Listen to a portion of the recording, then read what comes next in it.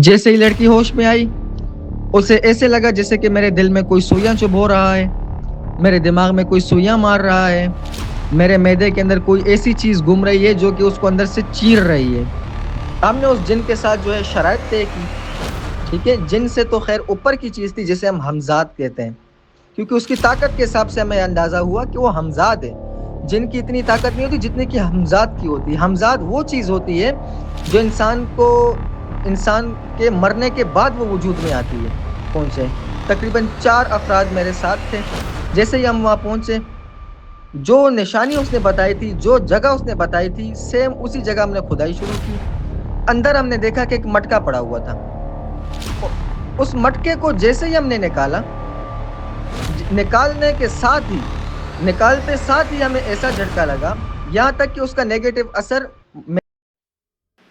নমস্কার বন্ধুরা, আমি পার্থ। আর আজকের এপিসোডটা একটু ডিফারেন্ট হতে চলেছে, কারণ আজকের পডকাস্টে যে ঘটনাটা আমি শেয়ার করব বা ন্যারেট করব, সেই ঘটনাটা আমাকে পাঠিয়েছে আজিজ খান, করাচি থেকে।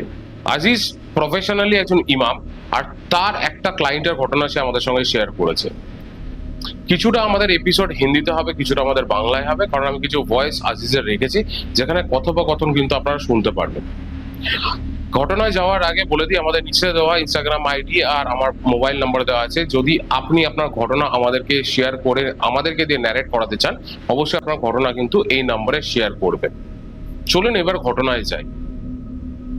এই ঘটনাটা করাচি, পাকিস্তানের একটা ফ্যামিলির ঘটনা, যেখানে 4 জন পরিবারের সদস্য, শ্বশুর, শাশুড়ি, হাজব্যান্ড অ্যান্ড ওয়াইফ। দেখা যাচ্ছে একটা খুব হ্যাপি ফ্যামিলি, হঠাৎ করে তার ফ্যামিলির হ্যাপিনেস চলে গেল। কেন চলে গেল? দেখা যাচ্ছে যে বাড়ির যে বৌমা আছে, সে বৌমা হঠাৎ করে রান্না করতে করতে একদিন অজ্ঞান হয়ে যায়। তার হাজবেন্ড তার কাছে দৌড়ে আসে, এসে দেখছে তার ওয়াইফ আনকনসিয়াস। তাকে হসপিটালে নিয়ে যাওয়া হচ্ছে। হসপিটালে নিয়ে গিয়ে তার পুরো কমপ্লিট চেক আপ করার পরে ডক্টর এসে বলছে আপনার ওয়াইফ একদম সুস্থ আছে, আপনার ওয়াইফের কোনো প্রবলেম নেই। ওয়াইফকে বাড়িতে নিয়ে আসা হলো। কিছুদিন ভালো থাকতেই হঠাৎ করে একদিন দেখছে তার ওয়াইফ প্রচন্ড অ্যাগ্রেসিভ হয়ে গেছে, জিনিসপত্র ভাঙচুর শুরু করেছে, একটা ডিফারেন্ট বিহেভ করছে। তো হাজবেন্ড গিয়ে তাকে বোঝানোর চেষ্টা করছে যে তুমি এটা কেন করছো, কি হয়েছে। সে কোনো জবাব না দিয়ে গায়ে হাত তোলা স্টার্ট করে দিয়েছে, অ্যাজ ইফ মারার চেষ্টা করছে তার হাজবেন্ডকে।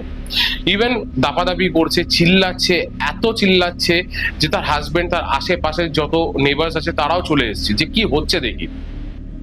দেখা যাচ্ছে যে বউটা একটা অন্য রকমই ফিল করছে, আর একটাই কথা সে বলছে, আমাকে ছেড়ে দাও, আমাকে ছেড়ে দাও, আমার সারা গা হাত পা জ্বালা করছে, আমার হাতে পায়ে জ্বালা করছে। আর সে চেষ্টা করছে দেওয়ালে ওঠার, নিজেকে বাইরে নিয়ে যাওয়ার। তো এই হাজবেন্ড হঠাৎ করে দেখছে যে এইটা কোনো উপরি ব্যাপার, এটা কোনো মেডিকেল প্রবলেম না। যেহেতু পাকিস্তান করাচিতে কিন্তু এইসব জিনিস ঘটনা ঘটতে থাকে, তো সে কিন্তু খুব ভালোভাবেই জানে যে এইটাকে ঠিক করতে গেলে আমাকে কোনো মৌলবীর কাছে যেতে হবে। তো আশেপাশের থেকে যে নেবার্স আছে তারা তাকে বললো যে সামনেই একটা মাজার আছে, সেখানে চলে যান, মৌলবী থাকবে, তাকে ডেকে নিয়ে আসুন, একে ইলাজ করতে হবে। হাজবেন্ড চলে যায় সেই মাজারে, সেখান থেকে সে মৌলবীকে নিয়ে আসে। সে মৌলবী যখনই বাড়িতে এন্টার করে, যখনই দেখছে ওই বউটার চোখের দিকে তাকালো, হঠাৎ করে দেখা গেল যে মৌলবী অজ্ঞান হয়ে পড়ে গেল। তাকে হসপিটালে নিয়ে যেতেই এটা জানা গেল যে সেই মৌলবী মারা গেছে। এটা শুনে ওদের নেবার্স আর ফ্যামিলির মধ্যে একটা উত্তেজনা সৃষ্টি হয়ে গেল যে এটা কি হলো, একজন মওলা সে মারা গেল, যে আমার বাড়িতে আমার বউকে ঠিক করার জন্য এসেছিল, তাহলে কি এটা কত বড় ডেঞ্জারাস জিনিস হতে পারে, সেটা ভেবে ভেবে এই লোকটা আরো টেন্স হয়ে গেছিল। একজন ওর পাড়ার থেকে এসে বলল যে এটা আমার মনে হয় যে খুবই একটা ভয়ঙ্কর জিনের অ্যাটাক।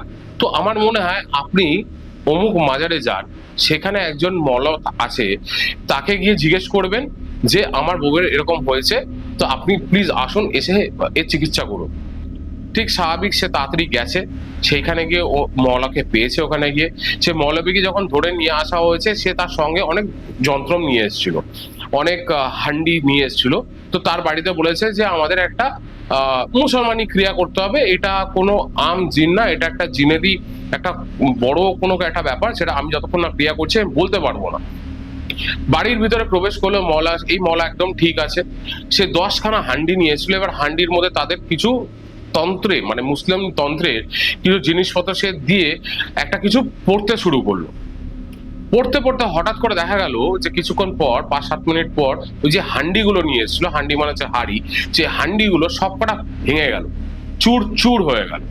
মওলা প্রচন্ড ঘাবড়ে গেল, প্রচন্ড ভয় পেয়ে গেল, ওর হাজবেন্ডও প্রচন্ড ভয় পেয়ে গেল।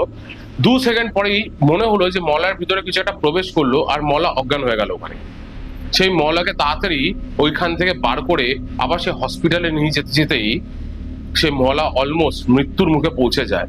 কিন্তু মৃত্যুর মুখে যাওয়ার আগে সে বলল যে আপনার ওয়াইফকে বাঁচানো খুব মুশকিল, কারণ সে জিন্না, এই জিন্নাদের একটা স্পেশাল জিন আছে যাকে ক্যাদ করা আমাদের পক্ষে সম্ভব না।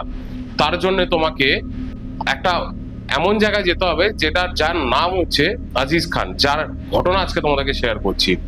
আজিজ একজন ইমাম, তো তার নাম বলে তার ফোন নাম্বার দিয়ে সেই মওলা বলতে বলতে হসপিটাল পৌঁছেই সে মওলা মারা যায়।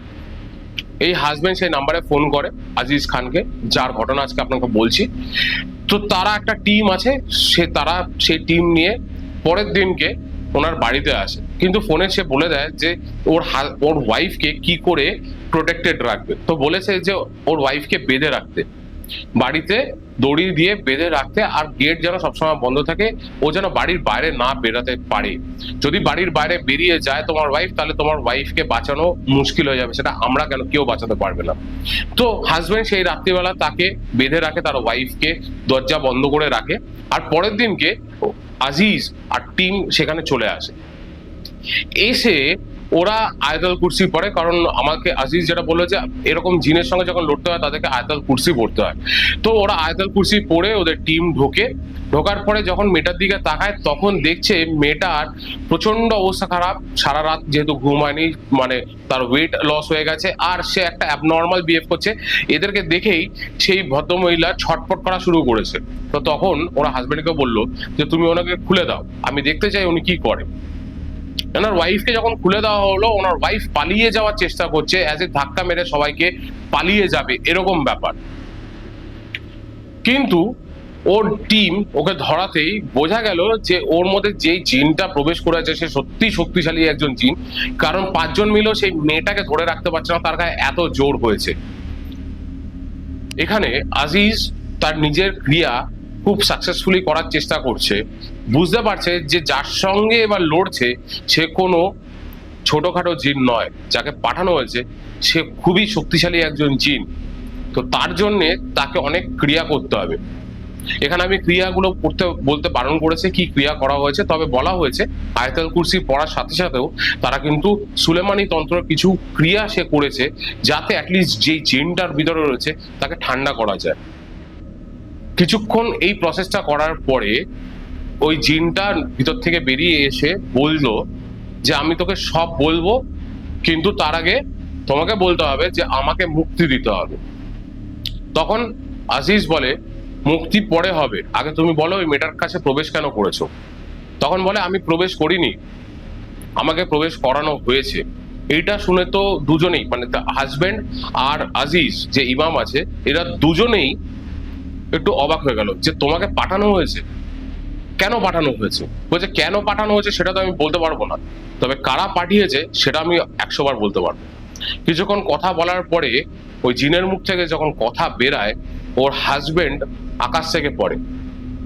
এখানে জিনটা বলছে যে আমাকে যে পাঠিয়েছে সে তোমার বাবা আর মা, মানে বৌমার শ্বশুর শাশুড়ি। এইটা শোনার পরে ওর হাজবেন্ড আকাশ থেকে পড়ছে যে আমার বাবা মা আমার বউকে মারার জন্যে জিন চালনা করেছে। তখন তার বাবা মাকে ডাকা হয়, আর তখন ওর বাবা মা এসে চোখের জলে ভাসিয়ে দেয়। কিছুক্ষণ পরে জিনটাকে বললো যে কেন কেন পাঠানো হয়েছে। তখন বললো জিন যে সামনেই তো দুজন দাঁড়িয়ে আছে, ওনার কাছ থেকে জিজ্ঞেস করে নিন যে আমাকে কেন পাঠানো হয়েছে মেয়েটাকে মারার জন্য।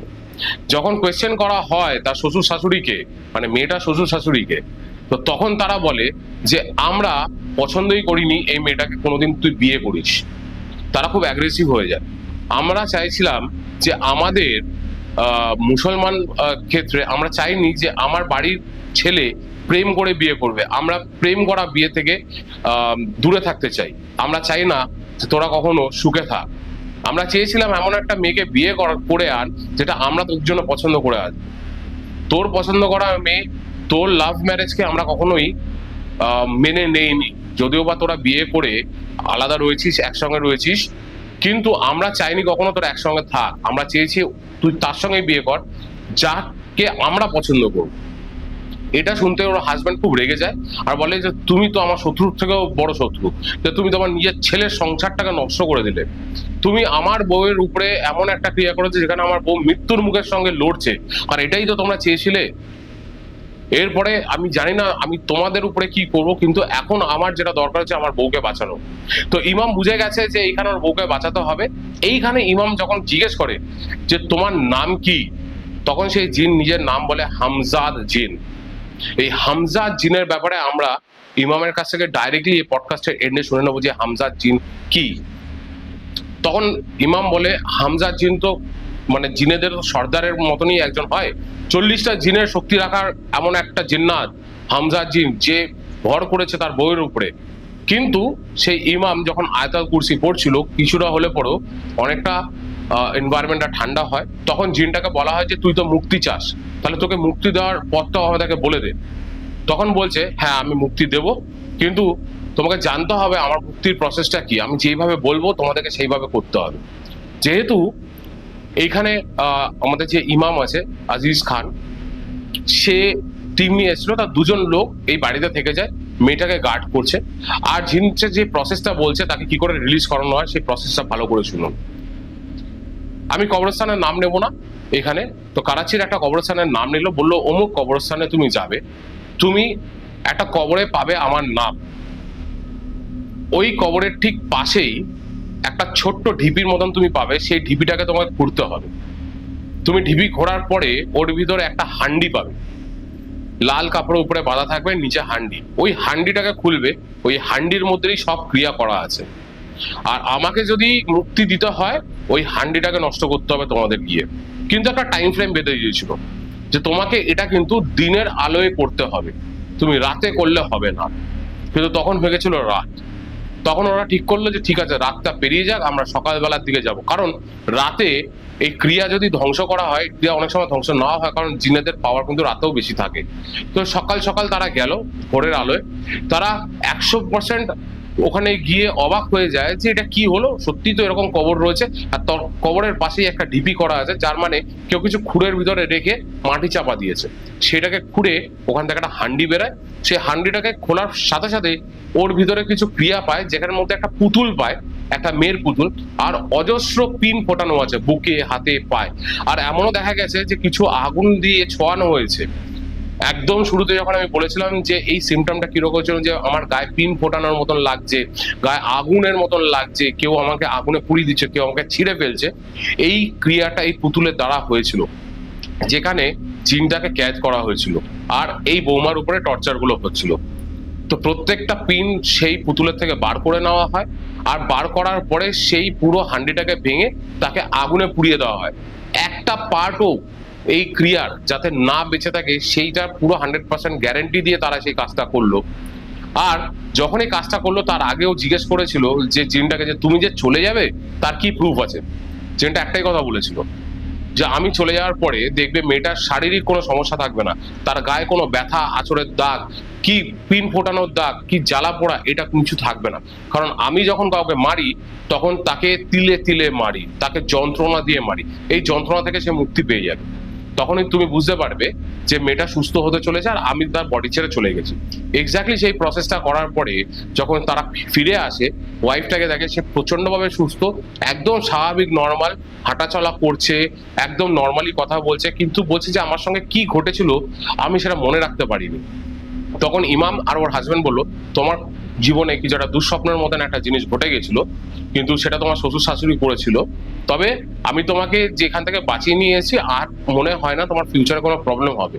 আর এটাও সেই শ্বশুর শাশুড়ির কাছ থেকে সে কথা বলে নিয়েছিল, আজকের পরে যদি তার বাড়িতে কোনো ক্ষতি করে তাহলে যেই ক্ষতিটা করার চেষ্টা করছে সেই ক্ষতিটা যেন তার শ্বশুর শাশুড়ির কাছে রিভার্ট ব্যাক করে। এরকম ভাবে ক্রিয়াটাকে কমপ্লিট করে আজিজ, আর তারপরে এই ফ্যামিলিটা হ্যাপি থাকে। তবে মেয়েটা প্রচন্ড ভাবে সুস্থ আছে, তার হাজবেন্ড অ্যান্ড ওয়াইফ সেপারেট হয়ে যায়, তার বাবা মার সঙ্গে আলাদা হয়ে যায়। আর আজিজ বলে যে তারপর আমি যখন খবর নিয়ে দেখেছি তাদের মধ্যে কোনো প্রবলেমস এরকম আর আসেনি, সে পুরোপুরি ঠিক হয়ে গেছে। চলুন এরপরে ডাইরেক্ট আমরা আজিজের সঙ্গে কথা শুনবো, কারণ ওখান থেকে আমরা কিছু কোয়েশ্চেন্স করেছিলাম। যেহেতু উনি ইমাম, তো আমরা জিনের ব্যাপারে, হামজাদের ব্যাপারে কিছু জানতে চাইবো। তো আমাদের এই এপিসোডের এখনই আপনি শুনতে পারবেন যে আমাদের যে কোয়েশ্চেন্স গুলো রয়েছে সেটার উত্তরগুলো আমাদেরকে আজিজ ইমাম দেবে। भाई आपने जो कहानी हम लोग को सुनाया, मेरे को सुनाया, तो बहुत ही खतरनाक था। तो पहले ये बताइए, जो जिनका नाम आपने लिया, ये हमजा, अ, तो ये कैसा डेंजरस जिन है? मतलब ये कैसे इंसान को खत्म कर सकता है? सबसे पहले मैं इस बात का खुलासा करूंगा कि हमजाद है क्या। हमजाद जब इंसान पैदा होता है तो उसके साथ ये पलना बढ़ना शुरू कर देता है। जो इंसान जब वो खाए, जब वो पिए, उसी के साथ रहेगा, 24 घंटे उसी के साथ रहता है। अगर आप 50 साल के हो गए, बचपन से लेके जिस दिन से आप पैदा हुए हैं, ठीक है, उस दिन से लेके 50 साल की उम्र तक जो है ये आपको आपके करतूत बता देगा कि आपने फलाने दिन ये किया था, फलाने दिन ये किया था, उस दिन आप वहां पर गए थे, इस दिन आपने ये खाया था। सारी की सारी 50 साल 60 साल की रिपोर्ट इसके पास पहले से पड़ी होती है। अगर एक इंसान का दिमाग मिलाया जाए, यानी एक इंसान की सोचने समझने की सलाहियत होती है, ठीक है, तो उसकी एक इंसान का एक दिमाग और 100 दिमागों को अगर जमा किया जाए तो उसकी जो ताकत बनेगी वो एक हमजाद के दिमाग की ताकत होती है। यानी उसके जो दिमाग तो हम नहीं कहेंगे, उसके जो सोचने समझने की जो सलाहियत होती है, उसकी सलाहियत 100 दिमाग के बराबर होती है। मेरा दूसरा सवाल है कि जब किसी के ऊपर जिन हावी होता है, तो कितने टाइम के अंदर इनको जिन से मुक्त किया जा सकता है या करना चाहिए? अगर नहीं किया जाता तो इनका क्या हालचाल होता है? जो जिन्नात तावीज़ात के साथ भेज होते हैं वो इंतहाई खतरनाक होते हैं, ठीक है। उनके साथ जो तावीज़ों के अंदर जो टाइम लिखा होता है, जितने दिन का टाइम होता है, उस दिन के अंदर वो इंसान को ख़त्म कर देते हैं। ये जो तावीज़ वाले जिन्नात होते हैं बहुत खतरनाक होते हैं, और इनको जो है ज़बरदस्ती जादूगर तावीज़ात के साथ ऐड करके जो है इसके साथ भेजते हैं, ताकि जो है ये जो है आज़ाद ना हो सके, तब तक ना आज़ाद हो सके जब तक ये उनका काम ना कर लें, उस इंसान को, उस शख्स को जो है ख़त्म ना कर दें। ये तावीज़ जो है, मिसाल के तौर पर किसी ने गुड़िया वाला अमल किया, किसी जादूगर ने किसी पर गुड़िया वाला अमल किया। गुड़िया वाले अमल में ये करते हैं कि इंसान के जो मखसूस हिस्से हैं वहाँ पर सुइयाँ वगैरह लगाते हैं।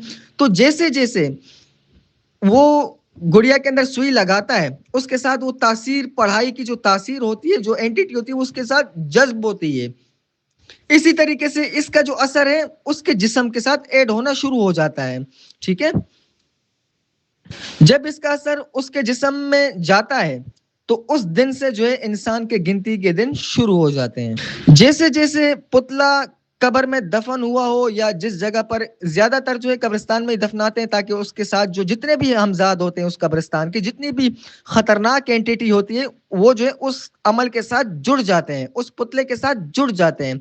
तो उस आमिल ने जो उसके सर में सुई लगाई होती है, या फिर उसके मैदे में जहां जहां सुई लगाई होती है, तो जैसे जैसे वो सुई पीछे जंग पकड़ती जाती है उस गुड़िया के अंदर, इसी तरीके से जो है उस जिस बंदे पर ये अमल किया गया है, जिस बंदे के नाम की ये गुड़िया है, उसके खून के साथ जो है बद असरात मिलना शुरू हो जाते हैं। इसी के साथ साथ उसे कैंसर वगैरह हो जाता है, या फिर ऐसे मर्ज लग जाते हैं, ऐसी बीमारियां लग जाती हैं जिनका डॉक्टर के पास कोई हल नहीं होता।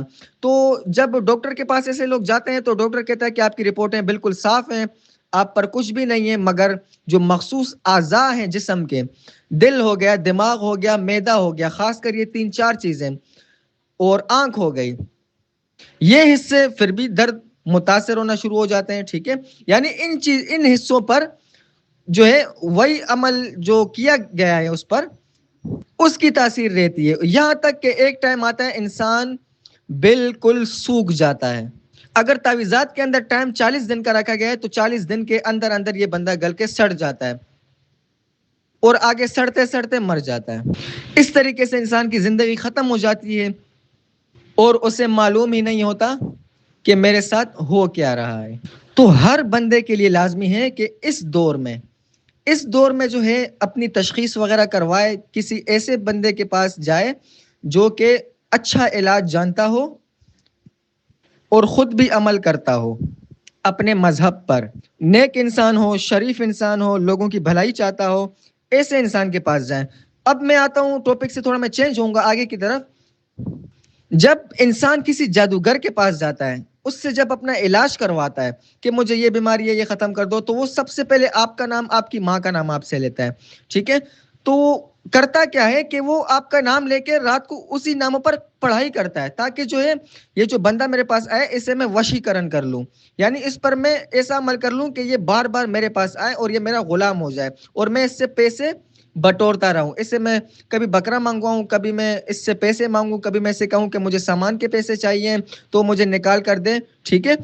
आगे जाकर नजरबंदी के अमाल और ऐसे अमाल उस पर कर देते हैं कि इंसान कहीं और जा ही नहीं पाता उस इंसान के अलावा। तो लिहाजा मेरा मशवरा ये है कि ऐसे लोगों के पास जाया ही ना जाए जो कि आपकी ज़िंदगी ख़राब करने लग जाएं। और ख्याल करें अपनों से, जिनके साथ आप बैठते हैं, जिनके साथ आप उठते बैठते हैं, जिनके साथ आपका खाना पीना होता है, हर इंसान को पहचानना सीख लें और ख़ासकर किसी को अपनी माँ का नाम ना दें, ठीक है। और अपने जो सर के बाल होते हैं, लेडीज़ के लिए ख़ास बात है कि अपने जो सर के बाल होते हैं कंघी के, इसे जो है आप दफना लिया करें। जब आप इसको फेंकते हैं तो क्या पता, कुछ पता नहीं चलता कि कौन इंसान आपकी एक एक चीज़ के इंतज़ार में बैठा है कि जैसे ये फेंके तो मैं इस चीज़ को उठाऊं और जादूगर के पास ले जाऊं। क्योंकि इंसान के जिस्म के जब बाल तावीज़ के साथ जादूगर ऐड कर ले तो वो जो इल्म करेगा वो बहुत ज़्यादा ख़तरनाक होगा और इंसान को पागल कर देने वाला इल्म होगा। तो इनको जब हम लोग पकड़ते या आप लोग पकड़ते हो तो कैसे इसका असली नाम पता चलता है? कुछ इनमें से ऐसे हैं कि जिनको जब जलाना हम शुरू करते हैं तो वो बात मान लेते हैं, वो हमें अपना असली नाम बता देते हैं, मगर ये 100 में से 90% बिल्कुल झूठ कहते हैं। 10% कुछ ऐसे केस हों जिनको अपनी जान प्यारी हो तो वो जो है वो अपनी शनाख्त करवा देते हैं, वो अपना नाम बता देते हैं ताकि हम उनकी जान छूटे। वो ये चाहते हैं कि हम हमें छोड़े, खाली एक बार हमें मौका दें, हम दोबारा ना आए। मगर ये वो जिन्नात की मैं बात कर रहा हूँ जो कि कमज़ोर हों, जिनकी ताकत इतनी ना हो। बहुत बढ़िया लगा आपसे बात करके, और ये जो घटना आपने हमसे शेयर किया है, हमारे चैनल में आप शेयर किया है, तो इसके लिए दिल से शुक्रिया, क्योंकि इतना बढ़िया आपने एक्सप्लेन किया, फिर उसको कैसे कैद कर सकते हैं। एक बढ़िया सा पॉडकास्ट हम लोग आपसे कर लिया इतना दूर रह के। तो आपसे फिर दूसरे एक एपिसोड में आपका एक फिर से घटना लेके आएंगे, क्योंकि हमारा ऑडियंस आपका फ़ैन बन जाएंगे कि ऐसा ऐसा घटना आप वहाँ से भेजते हो और हम लोग उसको अपने हिसाब से फिर पेश करते हैं। और बहुत बढ़िया लगा, थैंक यू सो मच भाई, आपसे कनेक्ट किया। एंड ऐसे ही हम आप जो ये एपिसोड आएंगे इसके बाद भी आप भेजते रहना ऐसा बढ़िया बढ़िया घटनाएं, और हम अपने चैनल में ये हमारे जो दर्शकों होता है उन सबसे शेयर करेंगे। आपकी मोहब्बत का बहुत शुक्रिया, आपने हमें वक्त दिया, हमें एक्सेप्ट किया, क्योंकि हमारे लिए ये चीज़ ज़रूरी थी ताकि हम जो है इन पैगामात को जो है हर देश तक पहुंचाएं। इंसानियत का रिश्ता जो है मज़हब नहीं देखती, वो इंसानियत देखती है, प्यार और मोहब्बत देखती है। देखें हर चीज़ इज़्ज़त की मोहताज होती है। खाना हर इंसान को जो है ना, खाना जो है जानवर भी 2 टाइम खा लेता है, मगर क्या इंसान सिर्फ इज़्ज़त चाहता है। आपकी मोहब्बत का, आपका इज़्ज़त देने का बहुत शुक्रिया। इंशाल्लाह फिर मिलेंगे अगले पॉडकास्ट में। তাহলে আজকে আপনারা জানতে পারলেন একটা নতুন জিনের নাম, যার নাম হচ্ছে হামজাদ জিন। সে কত বড় সর্দার আর তার কত বড় ক্ষমতা, সেটা অবশ্যই আজকে আপনারা আমাদের সাবস্ক্রাইবারের কাছ থেকে জানতে পেরে গেলেন। কেমন লাগলো এই ঘটনাটা অবশ্যই আমাদেরকে জানাবেন কমেন্ট করে। আর আপনাদের এটা বলি যে যদি আপনাদের কাছে এরকম ঘটনা থাকে আর আপনি চাইবেন যে আপনার ঘটনা আমি ন্যারেট করি, তাহলে আমাদের নিচে দেওয়া নাম্বারে ভয়েস করে পাঠিয়ে দিন আপনার ঘটনা। আর আমরা টিআরসি পডকাস্ট পার্থ আপনার ঘটনা ন্যারেট করব এরকম একটা এপিসোডে। তো দেখা হচ্ছে আবার একটা নতুন এপিসোডে, রাত ঠিক 10টার সময় শনিবার করে আসবে আমাদের এই এপিসোডগুলো। আর নর্মাল এপিসোড যেগুলো থাকছে টিআরসি পডকাস্টের, সেগুলো আসবে ফ্রাইডে ঠিক রাত 9টার সময়। চ্যানেলটাকে লাইক, শেয়ার, সাবস্ক্রাইব, কমেন্ট করতে ভুলবেন না। আর সুস্থ থাকবেন, ভালো থাকবেন। Good night.